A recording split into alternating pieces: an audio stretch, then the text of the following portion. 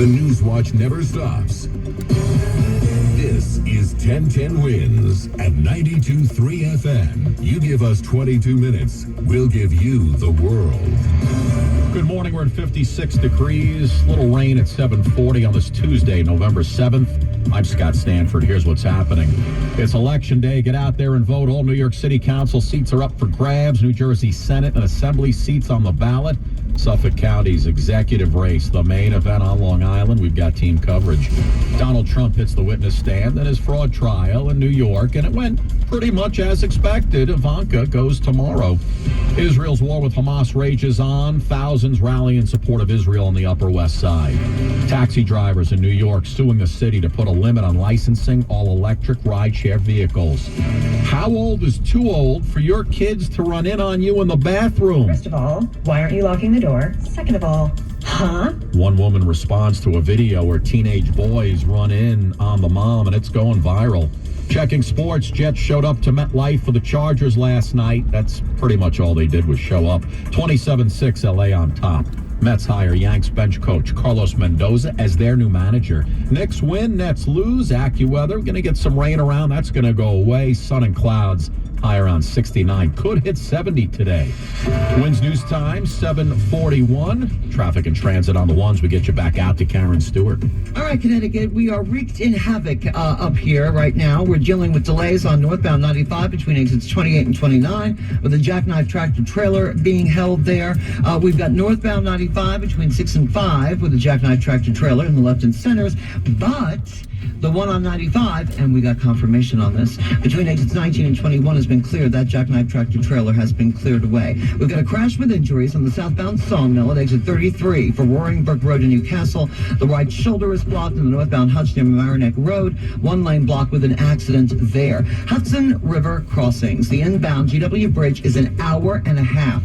Take heed, my friends, an hour and a half.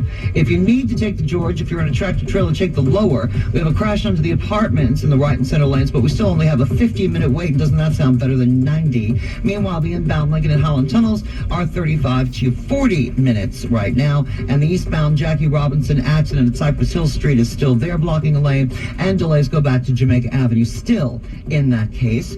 Alternate side parking is in effect today, and our next report, 7:51. I'm Karen Stewart, 1010 Wins on 92.3 FM.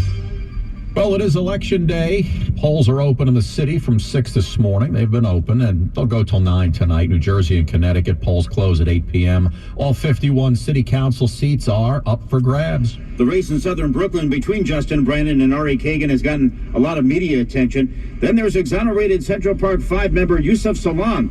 He'll win his council seat in central Harlem after winning easily in the primary earlier this year. Political consultant Hank Scheinkoff spoke of this on 2 issues.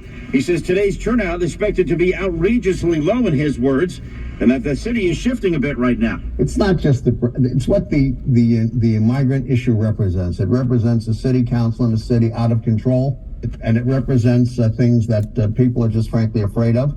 The city is going through a demographic shift, particularly in Brooklyn and Queens, where people are voting more Republican more frequently. Now in Jersey, Republicans are hoping they can flip the Senate or Assembly, maybe even both in Trenton. All 120 seats in that legislature are on the ballot today. Glenn Schuck, 1010 Wins on 92.3 FM. And out on Long Island, the race for Suffolk County Executive tops the ballots there. I watched as an election worker waved his arms, signaling it was 6 a.m. and the doors opened for voters here at the Setauket Elementary School. A number of people then walked inside, including this man. The most important election ever. Why? Because the issues. What issues are you? What's happening to America?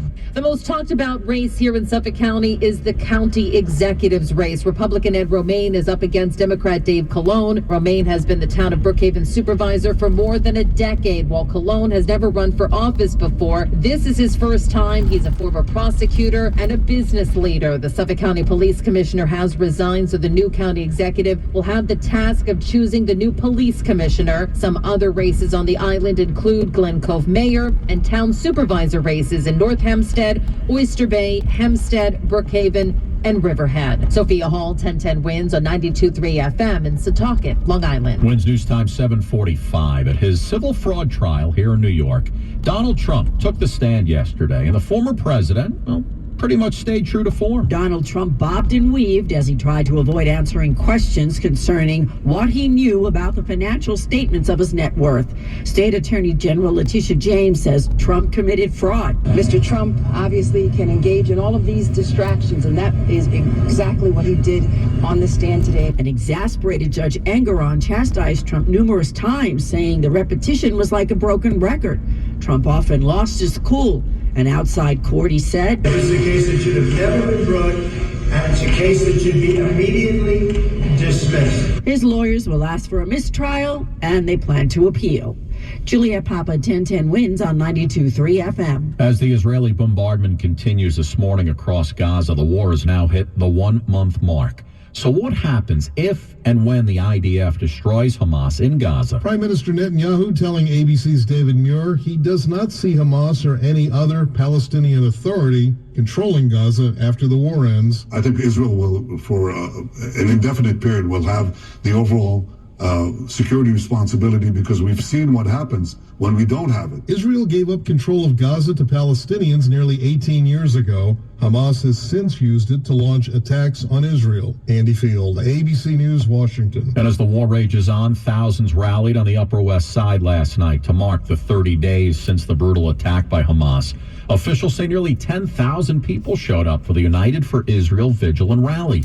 Adina Rosenthal was one of those demonstrators. I'm a first-generation American. My family were Holocaust survivors, and we saw my grandfather's shul destroyed and his sawmills, and we can't let this happen again. Many demonstrators carried posters with pictures of the hostages, as over 200 people were kidnapped and continue to be held by Hamas in Gaza. The death of a Jewish man has been ruled a homicide by investigators in Ventura County, California.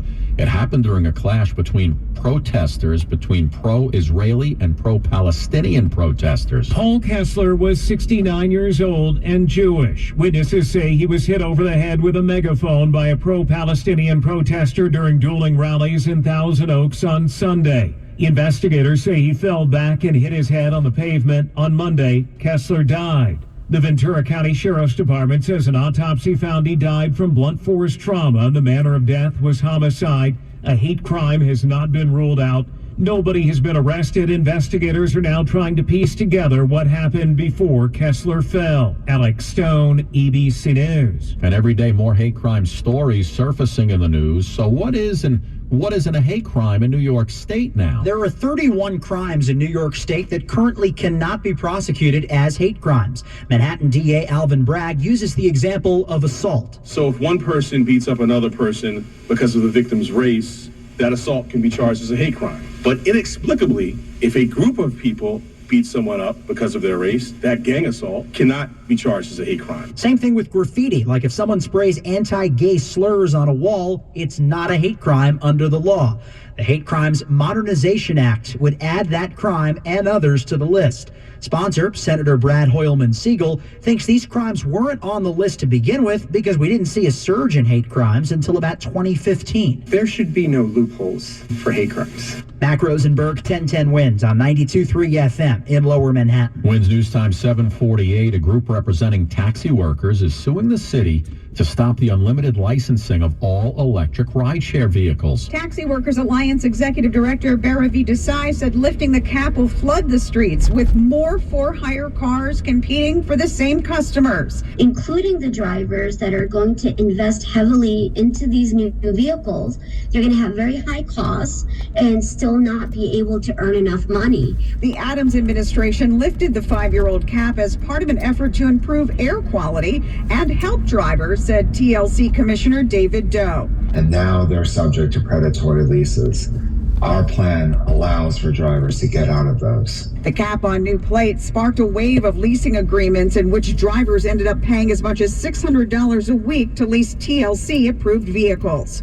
Marla Diamond, 1010 Wins on 92.3 FM.